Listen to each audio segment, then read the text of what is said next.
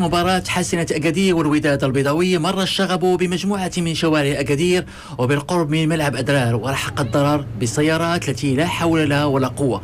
سلوك مشين من قبل فئة لا تعترف بالقيم الأخلاقية، ولطالما تعالت الأصوات منددة بشغب الملاعب، لكن لا حياة لمن تنادي.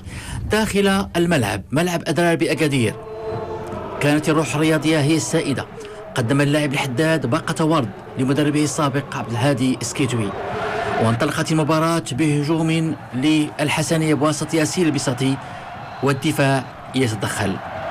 بعد ذلك هنا سيسي يسجل، والحكم يرفض الهدف بداعي التسلل، ومن خلال العرض البطيء يتضح تسلل مختار سيسي.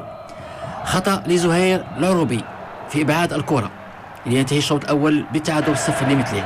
في الجولة الثانية فرصة لا تضيع، ضيعها محمد مختار سيسي، تدخل الحارس الأحمدي أمام استغراب الجميع. هنا أونداما يسجل الهدف لفائد فريق الوداد البيضاوي، تمريرة من رجل نصير تستغل بطريقة جيدة من طرف فابريس أونداما.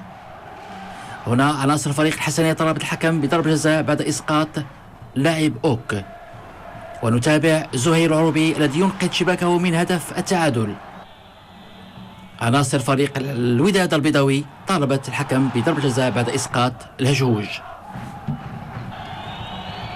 فريق الحسنية يضيع فرصة بواسطة كريم البركاوي، لكن في الدقائق الأخيرة كاد اللاعب الهجوج أن يسجل ويضيع هذه المحاولة، والتمريرة كانت من إسماعيل الحداد. لينتهي اللقاء بفوز فريق الوداد، وهو الفوز السادس له، ليبتعد ب5 نقاط عن الفتح واتحاد طنجة، وب6 نقاط عن الحسنية التي سجلت كبوتها الثانية في البطولة الاحترافية.